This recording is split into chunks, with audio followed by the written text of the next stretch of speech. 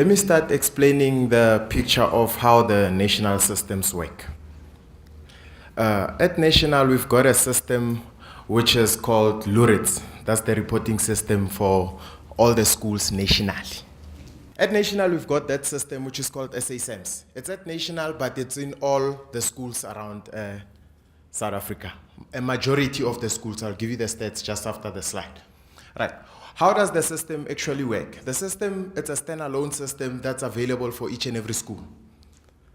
From a standalone system, we've got a provincial warehouse. That's where if the reporting per province needs to happen, they can consolidate those databases into a provincial warehouse that will contain the total number of schools in a province. Right. Thereafter, all the 9 provinces move over to a system which is called LURITS, that stores the national schools. From the national schools, then information gets fed to the other system, be it NIMS and exams. Exams, mainly we fed them for ANA and the NSC system. Right? Thereafter, at the top level there, we've got what we call a BI reporting layer. A BI reporting layer, it's whereby reports like, let me get a total number of ECD institutions in the entire nation per province. That's where we do all the reporting layer from there. And then based on that, if you look at other departments, for instance, I'll explain Department of Home Affairs. If you look at the Department of Home Affairs, that's where the National Population Register lies. Do you know what's a National Population Register? Right. From the National Population Register, that's where we can tell how many learners are sitting at schools, be it from LURITS, right, that don't have IDs.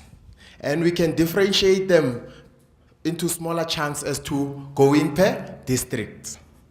Then we are able to analyze the data with the district directors, giving the report to maybe the minister or whoever calls the district directors for the meetings, and then they sit with them and they look at plans as to how can you go about tackling the thing of learners without IDs. Let's explain the stats.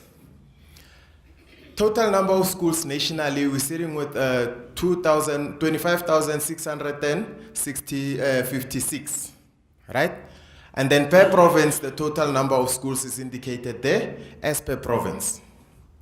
Thereafter, in this side, it's the total number of schools that are using SASEMS, the standalone application. Thereafter, on the side is the usage of SASEMS. How are schools using the system? So if you look at the top bulletin there, it will explain that at national level, the total we're sitting with is 22,888.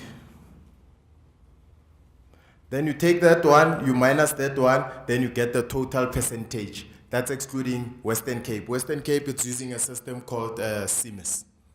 But we still get their data onto LURITS. So we get various calls like, how can we get our learners onto LURITS? Then that's quite tricky, because by you doing that, that means you're actually jumping the province. And schools belong to provinces. We only support provinces as national. Currently we're sitting with a challenge whereby the allocation of a learner. I get allocation, we all know allocation at schools is per learner. We need to move away from the problem whereby the allocation is not based per ID. The department wants each and every learner to have an ID, right? With each and every learner having an ID, that means we can identify, if we're giving a particular learner 5 friends, then we can identify that out of we're sitting with 12 million, about 200 and something learners in the national system, right? Out of that, we have a significant amount of percentage of learners without IDs. I'm not sure what's happening. I see most of the schools from here are from Gauteng. I think there is an initiative with Gauteng to go about fixing that. be it at the root level, whereby the learner enters the school, not just at grade 10 or grade 11 when they're getting 16 to 16 years old and so forth. Be it when the learner enters the school. So that we can monitor that learner from grade R to grade 12. Then if there needs to be